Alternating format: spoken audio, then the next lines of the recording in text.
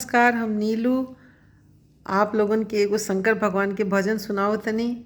उम्मीद करतनी कि आप लोग एकरा के सराहब जा और आप लोग के पसंद आई। तो संदर्भ ई बा कि जब शंकर भगवान गौरी जी से शादी करे खातिर बारात लेके दरवाजा पर आइल बनी तो मैना जी उनकर करिया रूप देख के डेरा गइल बड़ी।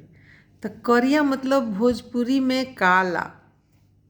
तो भजन ई बा कि करिया दामाद देख के मैना डेरैली शिव शंकर हरि। बोलिए नारद रौरा कहवा फसवनी शिव शंकर हरि।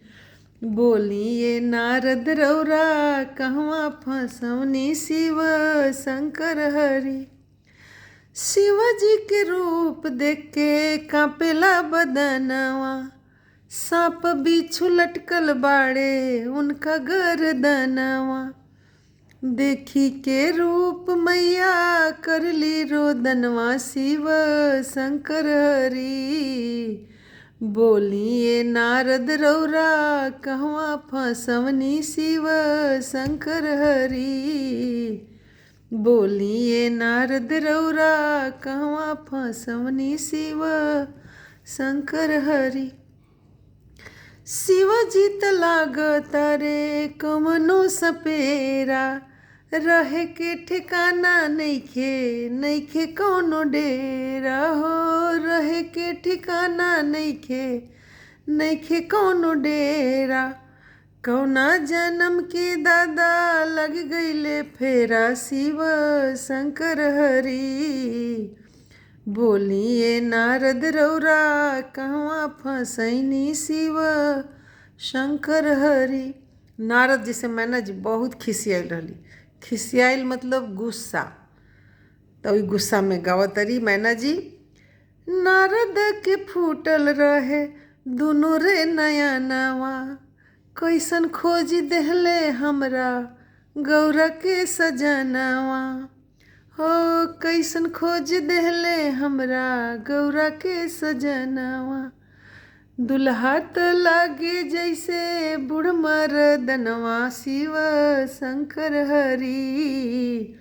बोलिए नारद रौरा कहवा फसवनी शिव शंकर हरि।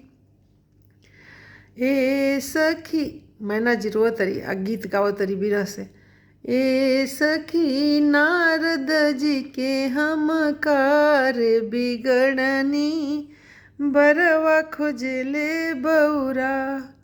रोवत बाड़ी सब सखिया सहेलिया, गौरा के दुर्भाग। ए सखी नारद जी के हम कार बिगड़नी, बरवा खोजले बौरा। फिर मैना जी जाती हैं पार्वती जी के पास और बोलती हैं कि तुम कैसे रहोगी इनके साथ। और फिर गा करके बताती हैं कि जटवा देखी डेरैबुए बेटी, भभूति देखी जरी छार। ए बेटी सवती देखी बिरहे मरी जइबू, केही विधि भोगबू सब राज। पार्वती जी कहती है माँ तुम चिंता मत करो, शंकर भगवान बहुत कल्याणकारी रूप हैं।